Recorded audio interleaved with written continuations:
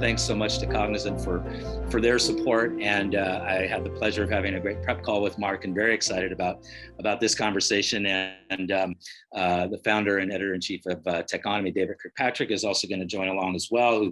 He just wrote a great piece in techonomy.com featuring Mark and some of his thoughts. Mark, why don't you introduce yourself and maybe just a little bit about Cognizant? Thank you, Drew. Hi everyone, Mark Taylor. I lead the digital experience group at Cognizant.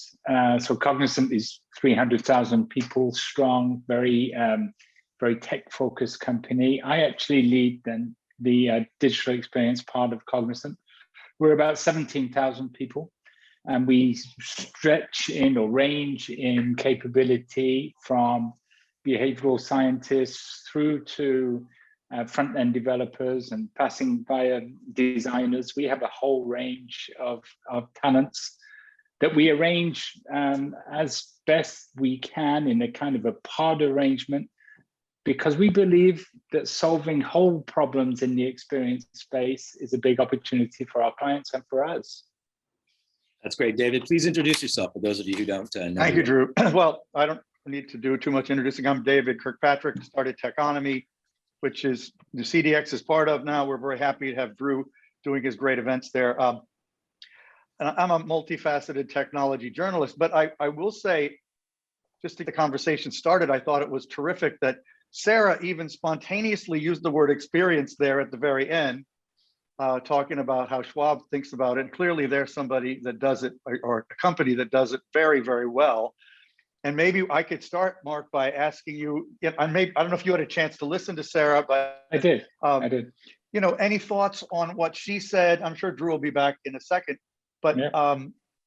I think your view of what customer experience is very broad and very multifaceted. So maybe any thoughts about what you heard from Schwab, but then just talk about what does customer experience mean to you? Because it means more to you than it means to most people. Yeah, thanks, David. So I did listen to Sarah. I thought it was fascinating, and she hit on a couple of points which I think are massively important, and points that we forget sometimes. So, what is customer experience?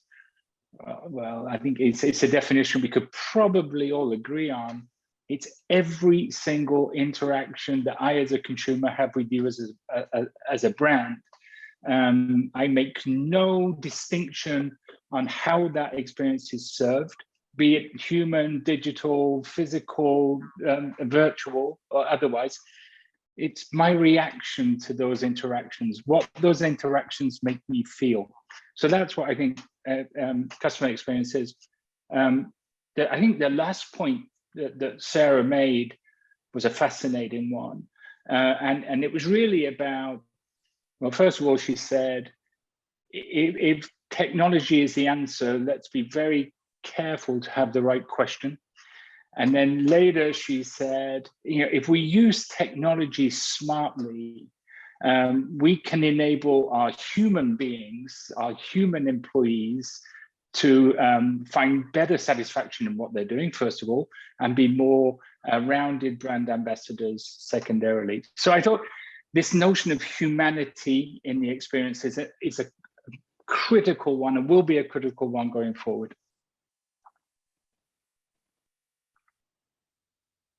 Sorry, the role of the employee is not one that companies think about perhaps as often as they might also. I mean, the thing that's interesting to me is, you are a deep thinker on this, but it seems like most companies, until recently, have not thought about this nearly deeply enough. One exception would seem to me to be Apple. And I remember, the unboxing of the Apple device going back 15 years has always been a uniquely satisfying part of the process of purchasing. They seem to have figured that out well before anybody else. But when you deal with you have so many different kinds of clients in so many industries, what are the steps they go through in trying to, first of all, understand if they're doing the right thing already? And if not, how do they fix it? Yeah, great. It's a great question. Let me just step back to where you started that. Are enough companies thinking about the role of the employee experience in enabling the customer experience? The answer is simply no. And we just actually completed some research with Forrester, which was released maybe 2 weeks ago now. And the objective of the research was to look at who's winning on customer experience and why. Because we have a belief or a philosophy that really says you really have to look at the experience as a three-dimensional object, not a single flat object. We often think about the customer journey as an illustration on a piece of paper. If that's all it remains, it has use, it's useful. It's not enough. It won't be enough. And so in the research, and we can come to the research later, I guess, but the notion of tying together both the customer journey in terms of expectations and needs and moments of significance, along with the enablement layers. And the first enablement layer of a customer journey is the employee layer, which right. underpins the journey. And we've got some fascinating insights, and I would encourage everyone on the call to go take a look at the research. It really does illustrate those companies who look at this from a three-dimensional perspective are the companies that are leaders. Apple is one of them. Yeah, Apple is. But when you say three-dimensional, talk a bit some of the specific dimensions that might get overlooked aside from the employee experience. Yeah, it's not that so much that they get overlooked. It's that they get thought about in isolation. And thinking about them in isolation means that you make all of the investments, because we have spent hundreds and hundreds of billions of dollars on the customer experience. But in looking at them in isolation, tools, processes, data, employee experience, in looking at those things in isolation, separate from the experience itself, we're not driving the maximum value. The other element of the third dimension is time. So in the customer journey, we always look at time, because we look at how a customer progresses from the onboarding that Sarah pointed to through to becoming a brand advocate. What we don't always look at in terms of time are the investments we make in technology, in business processes, in software, in data, and so on, to support that journey. And we have a strong belief that if you look at this, if you look at the experience, and we have a lot of work, we've done a lot of work around this. If you look at the experience in this kind of three-dimensional way, you will become more resilient as an organization. You will actually spend less money on your experience enabling technology than people who just look at it in a piecemeal way, and you'll be more effective in delivering an experience that people enjoy. Right, and I know you use the terminology, the orchestration of the experience. Yeah. Just dovetail that with what you've told us so far, because I think there's a lot of pieces of this that are almost a little bit ineffable, and coming at it from multiple angles is going to be helpful to help people really understand the full range of issues that are at play here. Yeah, no, great. I think the title of this session is part of the title is Intimacy and Industrialization. And our view is, to succeed, you actually need to be able to do both.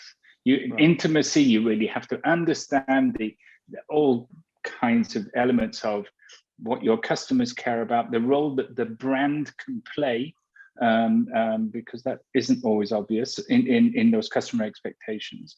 But you also have to understand how to scale those insights across hundreds of millions of customers and consumers in some cases. So our approach on orchestration is really from that intimacy point. We call it the science of intimacy, really understanding the business context, the consumer context, etc.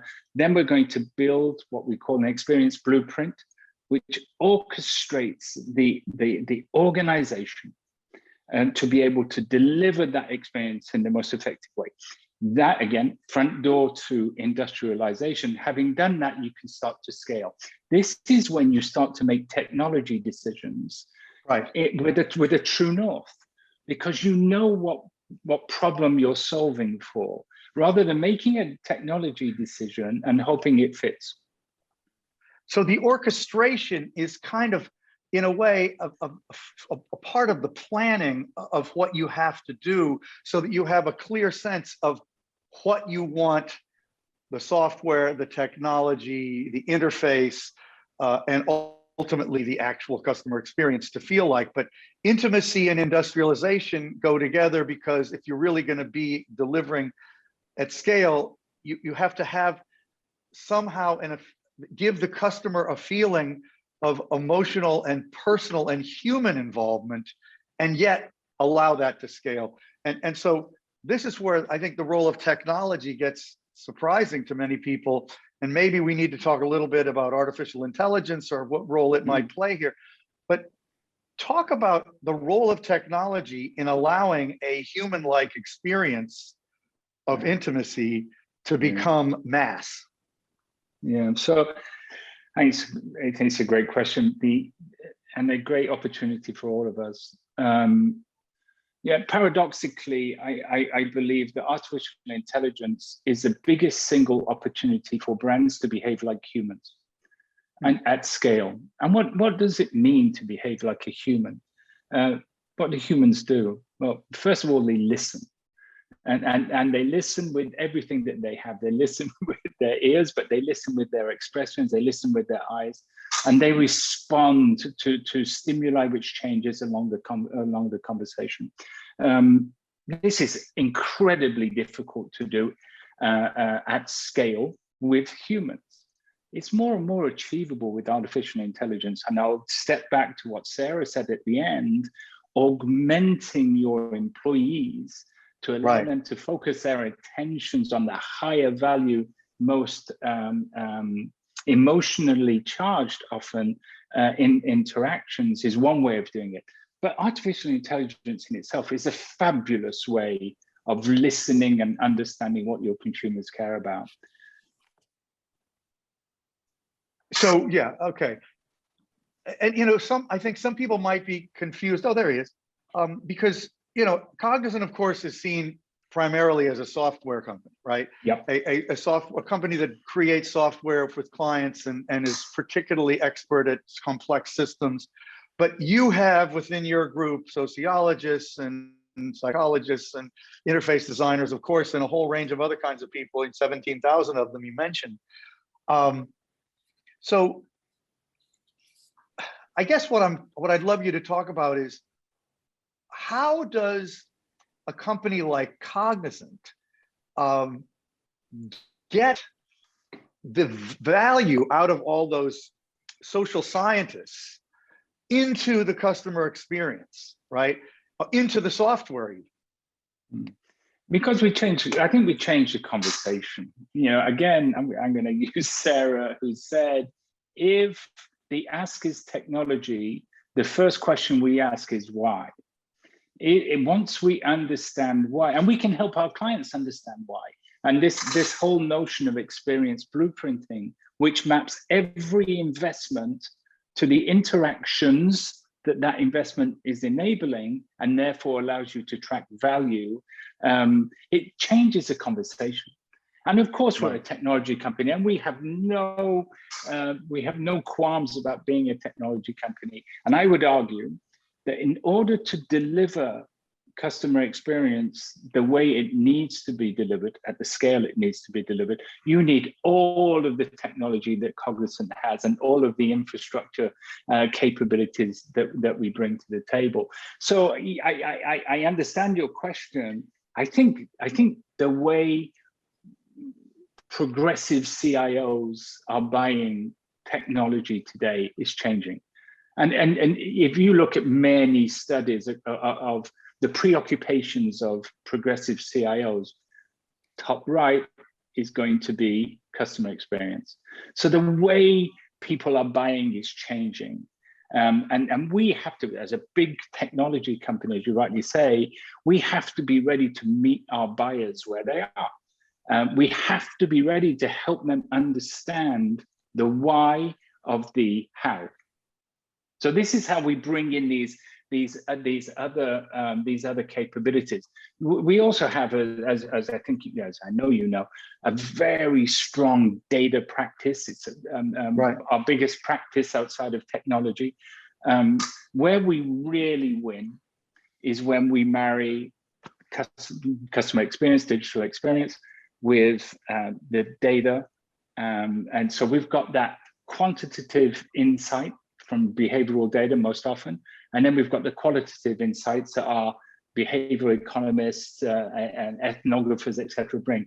Marrying those two with the ability to execute at scale, I believe it's an irresistible proposition. And it's the proposition, frankly, that brought me to Cognizant, having spent most of my life in the agency world.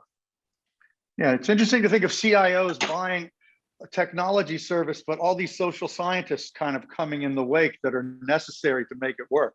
Drew, I mean, feel free to jump in. I can keep going, or if you have a question. I'll ask a question that was asked 2 sessions ago, and then I asked it of Schwab as well, and it's still relevant here. And Mark, particularly with your agency background, the question originally for American that I also asked Schwab was, does your CX practice and innovation integrate with the strategy and sort of brand management team? So obviously, it's a little different there. You're not at a brand, but you're working with brands. So, but you have the agency background. So can you just talk a little bit about that and recommendations to brands, and as you're building out customer experience, and that brand is going to hit every touch point, right? So, where does that integration happen? How does it happen? Should it be at the very beginning? What's that process of ensuring that core brand essence value proposition is tightly woven into the entire customer experience and journey? So it's a great question, and it's a great challenge for a company like Cognizant. The brand today is expressed through the experiences that it enabled. The brand promise is vehicled through every interaction that consumers have with the brand. So we have in my team, we have a rich awareness of the role that the brand plays. A rich awareness. We will most often partner with brand strategy companies. We have the awareness and the sensitivity of how a brand gets activated through interactions, but really we're not the brand strategy people. That's not who we want to be. It's not who we're going to be. We're going to partner for that. But what matters, and it matters to us deeply, is the awareness and of the importance of the brand, the awareness of the sanctity of the brand and how the brand must be protected. Right. Through the experiences. And Sarah again talked about the regulatory environment in which she works. That's another dimension of the brand. It's another dimension of the promise of the brand, and she mentioned security too. So yes, that's how we think about it. It's how we're not brand experts, we're brand aware, brand sensitive technology experts. And I have a bit of a in the weeds questions, particularly around sort of the customer service, good old fashioned traditional customer service. We had Avaya on an economy roundtable a little while back, and they were talking about how, particularly as we come out of the pandemic and trust, and we rely on these chat bots, and we rely on automation, we rely on all of this, but boy, and Sarah talked about it, where people may really want to talk to humans. People. So what's your thoughts on the future of experience, where we push so hard for automation and to try to not have someone go all the way to a call center for a lot of different reasons, but bringing that human component back into this wildly new automated environment? Where's the balance? Obviously, it can be client by client and industry by industry, but talk to us about that a little bit. I do think there's a universal truth. It's client by client a lot, and industry by industry, of course. But there's a couple of universal truths. I think if you think about the contact center environment, there are a few levers of optimization. The first lever of optimization is technology. That started 20 years ago. The second lever of optimization is processes. That started maybe 15 years ago. The third lever might be automation, might be artificial intelligence, and the last lever is humans. And so I think there are a couple of companies out there who really understood that, who've really understood that the focus they need to bring now is on their human capital. The focus they need to bring now is making the people who staff their contact centers more contextually aware of the entire client base, more contextually aware of the problems they're solving. This is not script. In some cases, it might even be script, but it's more context, it's more human, it's more empathetic, it's more, you get the point. So yeah. I think artificial intelligence has extraordinary value to enable humans to do what humans do best. Right. But not every company has quite got that yet. But this is why I think you asked this question, how do you think about the future? You asked that question of Sarah. I think the future is extraordinary. And I think it's extraordinary because of all the things we can do, how many have we done? And there remains a lot of territory for us to make. Mark, how do you, so, I agree with you. This is, obviously it's why I do these conferences, because I'm excited about the future too. How do you prioritize? And I know what like a Sarah's going to say and an American Airlines is going to say. It's like, does it solve a customer problem? Like, but how do you prioritize with all this emerging tech? There's voice and there's blockchain and there's AI and there's this and there's that. How do you prioritize? And maybe the answer is a bit obvious here. Even though you might be really excited about something, maybe it's not necessarily right for that client or that customer. No, I mean, and that's very true. The truth is, I would have the same answer as American and Schwab. The prioritization has to be the best possible way your customer can achieve his or her goal. And there are a couple of companies that do that brilliantly. And it doesn't mean to say you shouldn't experiment with technology, shouldn't experiment with voice, even if you don't really know the use case, the value case yet. But the companies who are really getting it are those who are solving problems using all kinds of technologies. Mark, as we close real quick, again, company and industry specific and drives it. Do you design mobile first? We do. And could I just ask? Oh, go ahead. Sorry. Please go ahead, Dan. That was a nice, succinct answer, so I thought I could fit in one more. Yeah. Could you mention a couple of companies you think are especially good at this, Mark, right now? Yeah. We mentioned Apple, of course. Yeah, I think my go-to every time, and they have yet to disappoint me, is Sephora. I think Sephora, they for a long time now have really understood omnichannel beyond the word omnichannel, and they have such a great understanding of every time they open a new store, their web traffic in that area and mobile traffic in that area goes up.